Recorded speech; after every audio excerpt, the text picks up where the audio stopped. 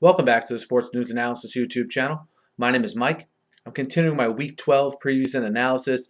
This video is for the game between the Green Bay Packers and the Minnesota Vikings, and this game will take place in Green Bay, who comes in with a record of 5-5, one game behind Chicago and Detroit in the NFC North, and Minnesota 2-8, coming off of a disappointing 41-20 loss on the road in Seattle last week. And as far as Minnesota goes, look, the problems for them begin in two places for me: at the quarterback position and defending the pass. And the quarterback position, look, they start the Christian Ponder last week. He obviously doesn't play well. They bring in Matt Castle primarily because Josh Freeman was not even active for the game. So my question is, at this point, Ponder's not the answer.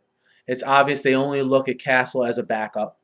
Why are they not playing Josh Freeman? They're completely out of it as far as the playoffs go, you would assume. Okay, they're paying Josh Freeman $3 million. Are they going to evaluate him before the season's over? You would think they would have to, and maybe this is the week that they do. But whoever starts at quarterback for the Vikings, certainly, to me right now, it's tough for me to imagine them going into Lambeau and having a big game. This is also having a very direct effect on the production of Adrian Peterson. When teams are able to put 8-9 guys in the box because they know your quarterback can't beat them down the field, it puts Peterson in a very tough situation. Last year, Peterson ran very well against this Green Bay defense, but that's when they at least had some semblance of threats on the outside to make plays, and a quarterback that at the time was playing pretty decently, as opposed to this year where their quarterback situation is a mess. So for Green Bay, I think it's just about, obviously, if Rodgers starts, this game will take on a completely different tone. But I expect Rodgers to sit out this one and come back for Thanksgiving against Detroit. I think they'll start Tolzien again in this one.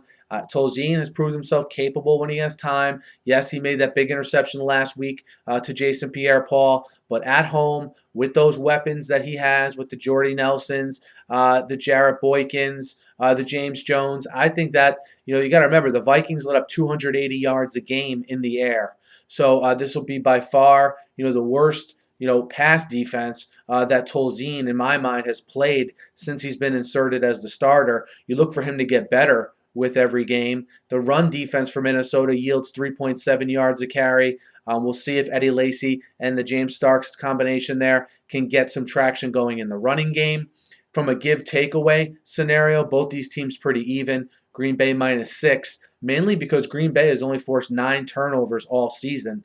But on the flip side, Minnesota has turned the ball over 22 times. So you would think that Green Bay defense maybe breaks out of its shell a little bit as far as forcing turnovers here, which will definitely, obviously, help the young quarterback. Again, this game is going to be played at Green Bay, which is obviously a big advantage for me, given the offensive situation that the Vikings are in here. And it's just the uncertainty. And the guys in the locker room know about the uncertainty. They have to be wondering, too, what the deal is, why Josh Freeman isn't even playing. I mean, did they pick him up to not evaluate him at all? I mean, it's just very puzzling to me. I know the GM said he doesn't need to evaluate him in order to make a determination on if he's the long-term answer. That doesn't seem to make much sense to me. But again, whoever gets the start this week for Minnesota, I don't expect much out of them. I think that's going to affect Peterson, like I said. So I like Green Bay -5.5 at home in a game that's very important for them to win. Let's not forget about this now, to stay above 500 and stay in the NFC North race as well as the wild card race. So the Packers -5.5. Let me know what you think. Hit me up in the YouTube comments. Hit me up on Twitter at SNewsAnalysis. Be sure to subscribe to my channel. I preview and recap every game every week, and I'm always talking the news of the day in the NFL. So be sure to subscribe. Thanks for listening. Have a great night.